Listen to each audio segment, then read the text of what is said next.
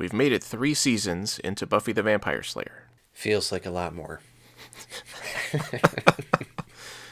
We started with Anne, which was a pretty decent start, I thought, especially compared to all of Season 2. Well, Season 2 also started out with a good episode. It made me kind of feel the same way, where it implied that we were going to get better stuff, and then we didn't really. It took a while this season before we even got introduced to our main villain, which made the early part of it feel kind of aimless. And the Mayor's Ascension stuff didn't even really start to kick in until Bad Girls, which is, episode 14? Yeah, we didn't even know really what he was trying to do or why he was bad or anything until pretty far in, which was weird. And of course, in Season 2, we had all those hints of Snyder working with him, and that didn't really go anywhere, which was very disappointing. And Snyder's death was so lame. Yeah. So even though the main antagonist was Mayor Elbrin, we did have Mr. Trick show up earlier. And it seemed like that was going somewhere, but he didn't really end up doing that much before he was also killed unceremoniously. And that's a pretty constant theme with this season, is things just kind of peter out. And the mayor's actual plan, when it took place, was kind of a letdown and not worthy of the build-up it was given. Yeah, he basically just turned into a big monster, which we've seen big monsters before. And we had Faith introduced in this season. And again, she kind of got beaten, and then in the next episode, she was unconscious the entire time. What a satisfying end. And when she showed up, she had a strong-ish start. Yeah, I didn't like her as a person, but there was potential there for good interactions with other characters and, playing people off each other. And they did that a little bit early on, I guess, but it felt like they kind of gave up on it after a while. I don't understand the seeming need to only let the main characters be a part of the show. Yeah, this season would have been a lot better. This show in general would be a lot better if they let the side characters get the spotlight a little more. There's no reason you can't devote one episode in an entire season to a different character at some point. And we had characters that could have appeared on the side here and there, but ended up leaving or dying in the same episode they were introduced. Characters like Mr. Platt or Vash, or Gwendolyn Post, or Willow's mom. The only one I can think of that has stuck around is Anya. And Jonathan. That is true. And we also got that crossover with the Invisible Man in this season, a.k.a. Scott. I forgot all about him. I legit forgot all about him. Oh, man. What a gripping subplot. I can't say I'm sad to see him go, but I really wish he had died. I'm trying to even picture him. I can't even remember what he looked like. And he was stuck around for a couple episodes. Yeah. And he didn't die. Did he move? Or did he just stop showing up in the show? You would have thought at least at the graduation day episode he would have shown up again. Yeah. Because they were pulling in all those characters. Yeah, preferably as a corpse on the ground as everybody's running around. At least Joyce was a little more regular this season, but really more of the first half. Yeah, I definitely felt like the first half handled characters a little better, I guess. It's hard for me to even say that. I don't know. It depends on the characters, I guess, because Willow did get a lot more screen time in the second half. I liked Willow's character more than everybody else this season. I can look at her and say, this character is clearly different from when the show started due to character development, which I cannot say for all of the main cast. Yeah, that's true. We did have an episode focusing on Xander that actually, I thought, did a good job of kind of giving you his perspective and making him feel a little bit more sympathetic, but it was really just for that one episode. Yeah. We brought back Angel almost immediately. Yeah. Which made the ending of the previous season kind of pointless. And it took about 10 episodes for anybody to even ask why or how he came back. And they never actually really answered that. And then he left again. Thankfully. But, see, we said that at the end of Season 2. So is he actually gone? Or is he going to come back in the opening of Season 4? Oh, man. I hope he's gone. I hope they didn't decide that he was popular enough to be in this show and his own show at the same time, because this is when his own show picks up. Oh, okay. And his relationship with Buffy this season was basically just like Season 2, where they argue over nothing. They have conflicts, that's in quotation marks, that don't mean anything, that don't really have any weight. and that often are resolved by the end of the episode, only to be picked up again in the next episode. And I will say, Angel at least has gained the ability to be direct, which Buffy has not. Every time I think she's making character growth, we get an episode like The Prom, where she takes 10 steps back. That's true, and I would say he wasn't as frustrating as he was in the previous season, where he mostly just stands there. At least he had dialogue, but he still is not an interesting character at all. Let's give him his own show for 5 seasons. Yeah. For all of those conflicts, like you said, it came up the next episode, and from what I remember, it was Buffy just questioning everything for no reason. Yeah, she kind of makes up her own conflicts, which is the dumbest thing for the writers to have her do because there is so much already going on. It's so easy to bring in something from outside to have her deal with. But for some reason, she has to keep being the source of her own problems. She can't be direct, she can't ask questions, and what's worse, she even demands that other people do it. Yeah, which also makes her less likable as a character, less likable as a protagonist, and less relatable, I think, because I don't think people think of themselves as being selfish, annoying idiots. The whole thing about Oz being a werewolf was mostly forgotten for this entire season. We had that one episode early on, episode 4, that dealt with him, but for the rest of the season, they often didn't mention it at all. Which again makes me wonder why they bothered making him a werewolf in the first place if they weren't going to do anything with it. And even just as a character, as part of the team, he was less interesting than he used to be. He didn't have as many good lines. He was just kind of there. And he kind of fell into the trap of making stupid decisions too, which he had escaped from up until now. Yeah, it seems like whenever the writers want to inject drama, the only way they know how to do it is by having a character do something really stupid. Smash a pot on the ground.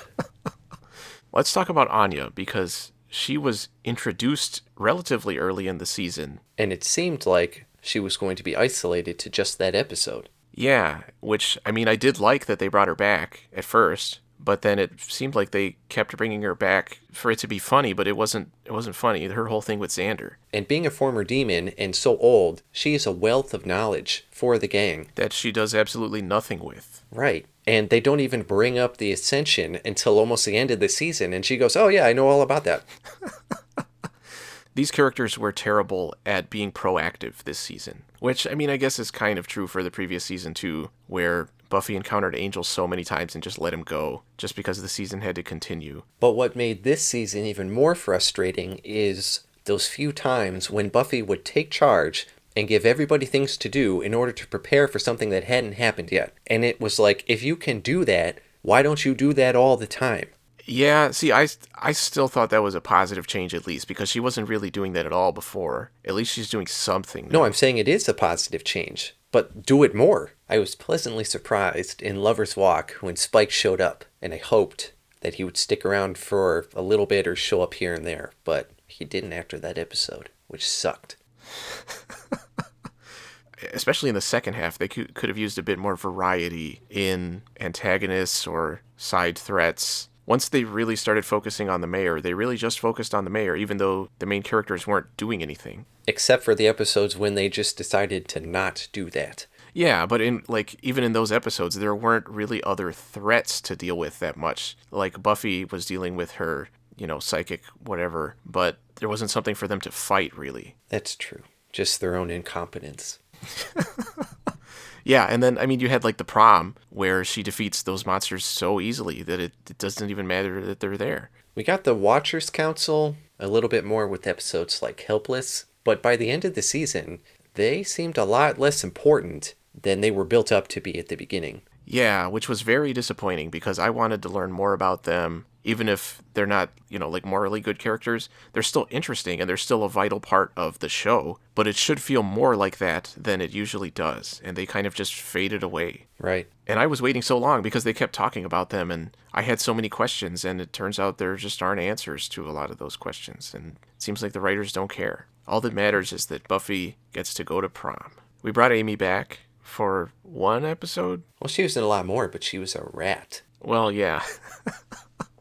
Yeah, I mean, it was cool that they brought her back. I do like that they bring back kind of some of these side characters, but it seems like they could do more with them than they do. I wanted her to show up in graduation day and chew through an electrical cable that would disable something important, to say that she contributed. Yeah, I wonder if she has her own intelligence still as a rat, because transforming herself into a rat would really serve no purpose otherwise if she was just going to be a rat the rest of her life. I mean, I guess she didn't die like she was about to, get burned, but... I would rather be dead than be a rat. And we brought back Ethan Rayne. Oh, yeah. Yeah, for one episode? Band Candy. Again, a character that I genuinely really like, even if I'm not sure exactly what his motivations are. But they don't do a whole lot with him. Then he flees. Is that going to be a recurring thing? He shows up once per season with a cartoon villain plot? I hope so. We gotta talk about Cordelia and Wesley. Cordelia disappeared for most of the season. She would show up to get a couple snarky one-liners in and then disappear. And then she became attracted to Wesley. And then at the very, very end, she had some sort of development where she is broke. Yeah. And of course, they didn't delve into that in a character sense. And then the season was over. Is she going to show up in season 4 with all of her money again with a dumb explanation? Is she going to be part of the gang again now? Good question. We had the whole Xander Willow thing at the beginning of the season, which, led to Cordelia breaking up with Xander after almost dying. That whole subplot, the Xander Willow thing, was something that I hated while it was happening, and then it ended for no reason. And I mean, again, it's not something I want them to go back to, but in terms of story, it doesn't make any sense that they just kind of forgot about it. And, Oz apparently is completely okay with everything. Buffy apparently had no problem with any of it. I don't know. These characters are just not likable. It feels like every character has their own writer, but they never talk to each other. Which is very disappointing to see that this is 3 seasons into a show. They've had all this opportunity for character development. They have literally unlimited directions they can go in with all the kind of background of the show with the Hellmouth and all that kind of stuff. But they keep going back to the same nonsensical subplots with dumb relationship stuff that doesn't make any sense. I did like Wesley when he was first introduced, and I thought some of his stuff with Cordelia was funny, but he was another character that ended up going nowhere and just kind of being there. I didn't like how he brought up illogical points many times throughout the season, and everyone just shut him down because he wasn't acting purely on emotion like the rest of them. Yeah, and I still question why they sent him for Buffy, but never sent anyone for Faith. And then even when they knew Faith was bad, the council doesn't seem to do anything. They're not even involved with what Buffy's doing, so what is the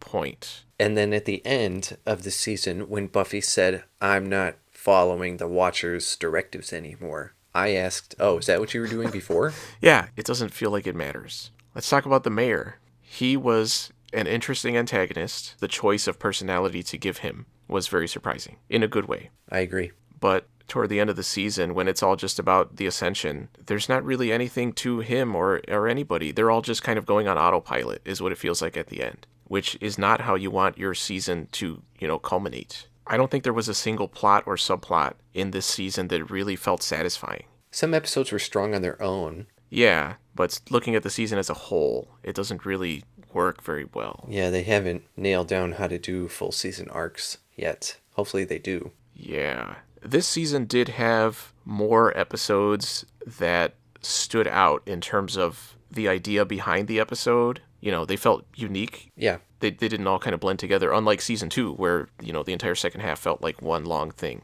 I liked the idea behind things like Band Candy, where you get to see the characters acting different. Even the ZEPPO, I feel like, is kind of an episode like that. And again, it's a good idea to kind of shake things up a little bit that way and to explore your characters from a different perspective. But a lot of times, things around the idea, the actual plot of the episode didn't really work that well. Like, I think of Band Candy. And the idea can get lost, too, if every action the characters take doesn't make any sense. Because then you're questioning why anything is happening instead of focusing on what is happening. Right.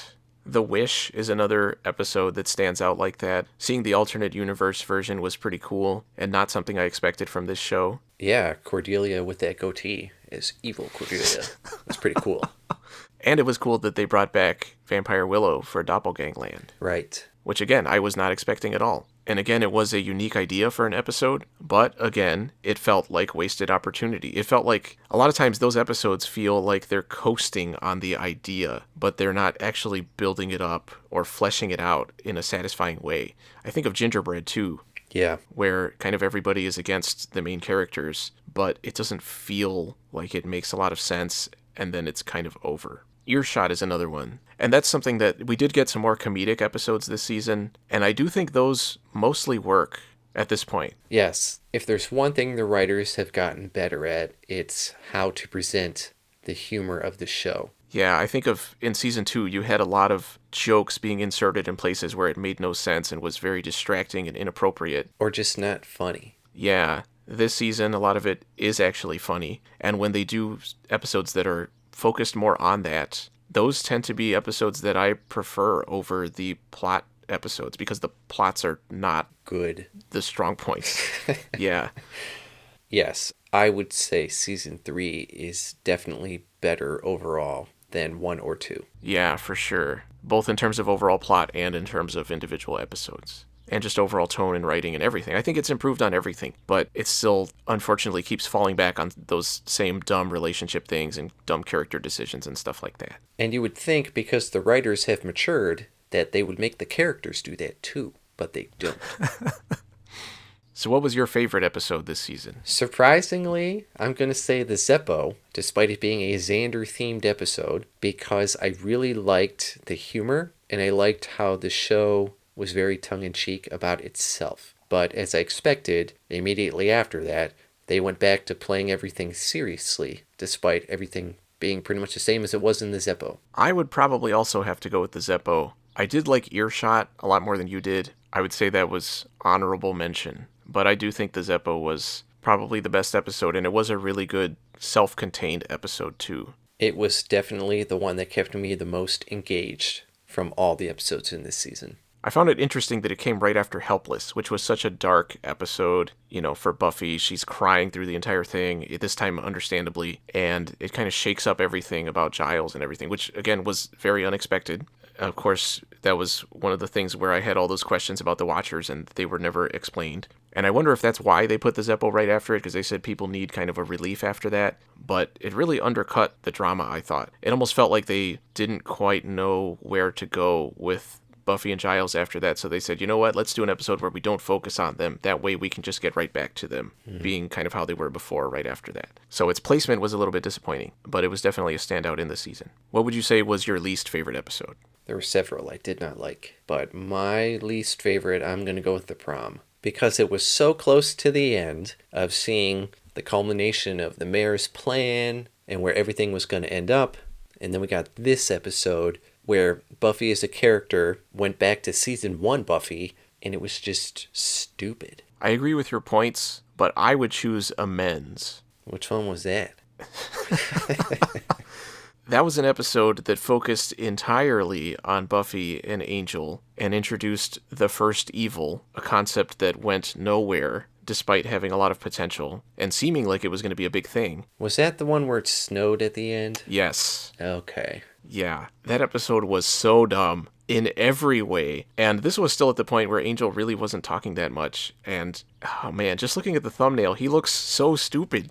It's so hard to take that relationship seriously when, on the one side, you have a dumb, immature Buffy who causes her own problems everywhere and is just such an unlikable protagonist. And then on the other side, you have Angel, who is a cardboard cutout of a character. There was nothing to their relationship, and that's been true for the entire show up to this point. And when you have an episode that focuses entirely on that and is trying to treat it as if there is depth to it, it doesn't work. That episode was so bad and so frustrating. I hated it so much. That's probably my least favorite episode of the entire show up to this point. That's quite a rant. Yeah. Have you made amends with your inner rage? Clearly I have not. Who was your favorite antagonist of the season? Well, the mayor definitely took over by the end. Yeah, we didn't really have as many of kind of the side monsters and stuff that we had in season 2. I'm going to say Spike. Even though he wasn't in the traditional antagonist role, he was still causing problems for everybody to get what he wanted. And he was a far more interesting character than most. Yeah. I'm still going to go with Ethan Rayne. even though he was only in one episode and he didn't really add anything to the season or his character. He's just such a good character. The actor does a great job. His character is written consistently and very humorously. He has a great distinct personality. I mean, honestly, I can say that this season, apart from Faith, we did have good antagonists when it comes to the mayor and even Mr. Trick, even if Mr. Trick didn't do anything. Oh, we had Mr. Pitt, too. Forgot about him. Yeah, the guy who sat down the entire time. Well, I think he was in a wheelchair, but he didn't do anything. So yeah, I'm still going to go with Ethan Rayne. I like how our favorite characters are the people who showed up once. Yeah, I think that says a lot. But again, the mayor wasn't bad. Yeah. It definitely was a step up over, Angel. Who was your least favorite antagonist this season? There was the guy from Beauty and the Beast. The bobblehead transformer? Yeah. Yeah. There was the Stegosaurus man in Homecoming. I don't know if you remember him. No. The guy that, blades would come out of his wrists, and he would throw them. He had, Stegosaurus plates over his head and yellow skin. I still have no idea who you're talking about. It was like the Slayer Fest thing where they had all those... they brought back the one cowboy vampire. Oh, that's right. Okay. Yeah, this is that little group. Oh, the German guys, the German twins. Right. Yeah, that episode had so many dumb, forgettable villains. I'm going to say the dude from Beauty and the Beasts, the bobblehead transformer. That is a respectable choice. The standalone villains were really in the first half because that second half was so main plot focused for the most part. But I would also say maybe the dude who was making demon dogs in his basement. No, but he was funny because he had a good explanation for why he did things. That is true. He was funny. I'm going to go with Stegron the Dinosaur Man from Homecoming. The dumbest character design, the dumbest character ability. I hate it when people can pull blades out of their own bodies. I know somebody's going to say it's supernatural. I mean, come up with something better. It's so stupid. Oh, man. But I'm going to give honorable mention to Faith. The idea of a Slayer turning bad and Buffy having to go up against an equal was awesome. Yeah, it's a good idea. I could see if the writers were presenting their ideas for the season, I could see it sounding like this would be a really good season. You get the stuff with the mayor. They have to stop him from doing some kind of big thing. You've got Faith turning evil. Well, maybe not the angel stuff. But Faith definitely sounds intriguing. But she's not likable in terms of her personality. I mean, right away she comes off as kind of full of shit and trying too hard to be cool. And I hate people like that in real life too. And granted, maybe I'm bringing some of that into the show. But the way that the season plays out, she becomes a weaker and weaker character as it goes on. As you find out more about her, she seems just stupid, and her motivations feel very shallow. She didn't have a good upbringing, so now she's evil. I feel like we needed something more specific than that. And they tried when they were talking about her watcher being murdered. Yeah, but that didn't go anywhere. It feels like, and this has been true for previous seasons too, well, at least season 2, it feels like there are times when they introduce little details like that are eventually going to build into something, but then they just kind of forget about them and keep going. It seemed like they didn't plan out these characters beforehand and kind of figure out their motivations and their backstories or anything like that. They kind of made it up as they went along, and in the case of Faith, I don't think it really worked. But at least she didn't have Stegosaurus plates on her head. What do you want to see more of in the next season, and what do you want to see less of? What is this, an interrogation? I would like to see more character development, A, for Buffy, the character the show is named after, and B, for everybody, really. Like I said, the only character I feel like it really happened for in this season was Willow. I would like to see that for the rest of them, which would provide good stories, good opportunities for them to have the characters play off of each other. That would be nice. Instead of the same thing over and over and over again. I would like to see less of artificial drama, especially in the form of relationship issues that come up for no reason. That don't exist until characters say they exist. Yeah. I feel like that's exactly what you said at the end of last season. And I'm going to agree with you on both of those 100%. But I'm also going to say that I hope there's a bit more, I don't want to say exploration of the world, but I feel like there's so much potential for interesting threats for them to encounter. But most of the ones that we get turn out to be really lame. And again, the more intriguing ones are the ones where it's not so much about the threat, it's more about kind of what the threat does to the episode, like Band Candy or The Wish. stuff like that. But we need the threats themselves to be more interesting. So hopefully these post-high school years turn out to be better, because we have a lot of seasons to go. So make sure you subscribe. If you're as big of a fan as the show as we are.